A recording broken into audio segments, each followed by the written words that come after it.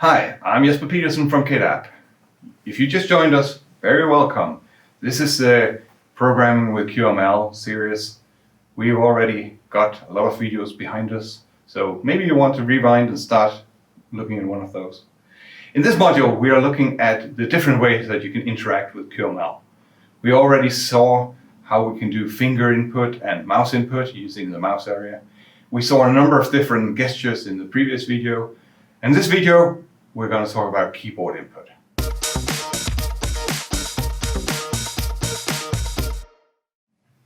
There's three different ways you can do keyboard input in QML. Well, three different ways we can talk about it at least. The first one is just use one of those elements that already do support keyboard input. We got text input for single line input, text edit for multi-line input, and that's the first version. The second version is that you can control how you navigate around the user interface, either with tab keys or with arrow keys. We'll see that too, of course. And the third way is you can get your hands on the raw keyboard input that comes from the keyboard. Let's run this example here in Qt Creator so that we can play a bit with it.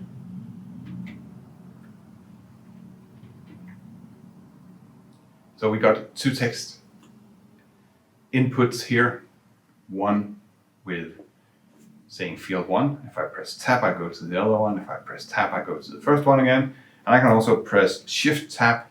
That would go to the previous one or go back in the tab chain with two elements that you can't really see the difference there. But tab and shift tab works out of the box. So what do we have here? We got a light blue rectangle, as we do in most of our examples. Then we have the two text input, and they are anchored and positioned, and the font size is set and so on. The text of the text input is set to field 1 and field 2. And here is the two things that it's worthwhile talking about in this example. First thing is that the color is either black or gray. You saw that this one is black, this one is gray, depending on whether the element have active focus. Active focus means is that the element that will actually get the keyboard input whenever I type something on the key. The other thing to understand here is that we have focus, and focus is just an indication. It's a request. I would like to get focus, or I can handle keyboard input. That's what focus really means. You can have multiple elements with focus on, but only one of them will have the active focus. And finally, I set this active focus on tab. That was what allowed me to press tab and shift tab to navigate between the elements.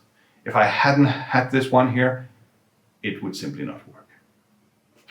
I could still, and sometimes I got a user interface that is in a very specific way that my focus needs to jump around. And in that situation, I can set it up myself. And the way that I set it up myself is along the same lines of what we'll see here. So in this example, again, let me run it in Qt Creator. In this example, I got two rectangles here with colors in, and I can go between the two with pressing right arrow and pressing left arrow, right arrow, left arrow. And the way that works is I got the whole setup here with my rectangles as before.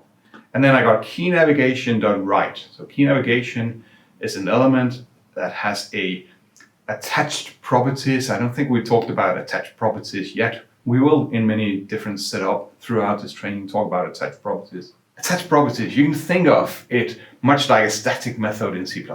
It's if you have properties of many different, or if you have all the different properties you can think of, and you wanted to put all of those into the item element so that they would be available all over the QML class hierarchy, the item element would be totally overwhelmed with lots of different properties.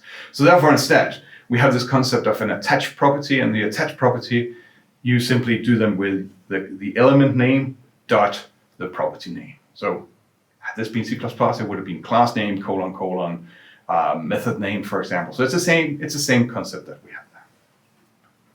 So my key navigation.write is an attached properties, and the attached property simply specify an element or an ID of an element that we should go to whenever I press the right key. And similar down here we have key navigation.left to be the left rect. If I look at the key navigation documentation here, you can see, just go to the top, you can see there isn't a whole lot of different properties here. We have left and right and up and down and tap and back tap, and that's basically what it supports.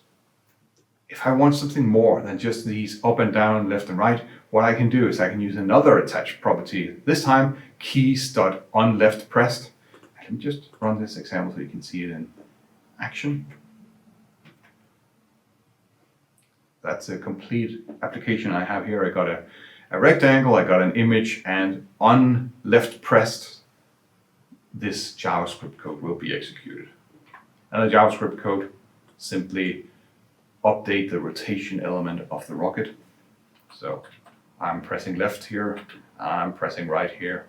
Not all that impressive user interface, but at least you get the idea. Keys.onLeftPressed. And if we look at the documentation for keys, that didn't play out well, then I'll do it this way.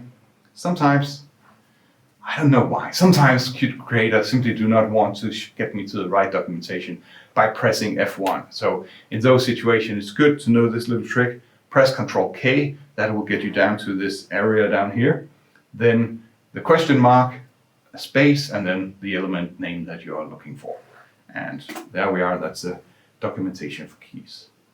And here you can see there's a lot of different signals being emitted, up and down, and all the digits. And it's not all anything on your keyboard that is available here, but a lot of them. And here we actually see the legacy of Nokia, the idea that we originally wanted to have this running on phones. You can see there is can I find a good one? Cancel call pressed. I don't think that most user interfaces out there these days have a call button, nor do they have a flip button. I guess that's flip phones, but that's a legacy of Nokia that we've seen here. We do have one special one in here, and that is just pressed. So the pressed signal handler. That one is used whenever any key needs to be, that I need to react to any key. And I actually show that in the next example here. Here you can see that we have the keys on left pressed and key on right pressed from the previous example, but also keys on pressed. That allows me to have any code executing on any key that could be pressed. And I can show you the example. In Qt Creator, it's exactly the same as the rocket before, so it's not, well, got a black background this time, just to see the difference, but you can see that pressing left and right arrow makes it rotate. But this time, keys unpressed. And again, remember, I need to go and look up in the documentation to see that, hey, event is actually a parameter on my unpressed. Keys unpressed. And I do not want me to go this way. Keys, and we have the pressed. Well, they all call pressed. That's not easy to search for them. Pressed, there we are. So pressed here, you can see it takes a key event, and the key event is this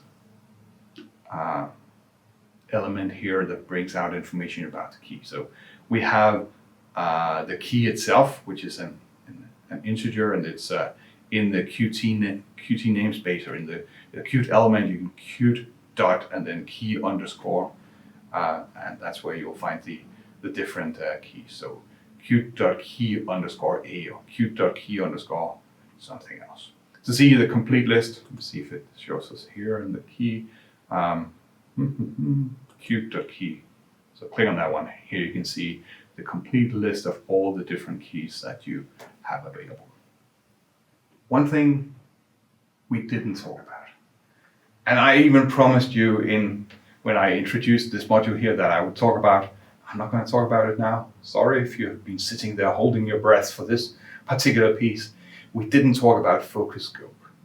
To be able to talk about focus scope, we need to learn a bit more about how do we create components of our own, because that is when focus scope actually starts to give meaning. But only one element at a time can actually have the active focus. And therefore, we need to figure out how is that controlled? And that's where we have this focus scope, very, very important topic. So if you're ready to start implementing keyboard input in your application now, it might be worthwhile for you to click the link to the focus scope below, or just watch the videos up to that focus scope, because that will tell you how to handle the situation where you have several different parts of your user interface that would like to request focus. That's it for this time. That's actually this for this entire module. In the next module, we're going to talk about how we create components of our own, how we avoid this cut and paste of code that we've seen so many times throughout this video series up until now. You've many times seen me just cut a block of code, put it down underneath, do a small adjustment, and that is not how you do things. We'll now finally learn the tools to how to avoid just cut and pasting our codes around. Until then, have a great time.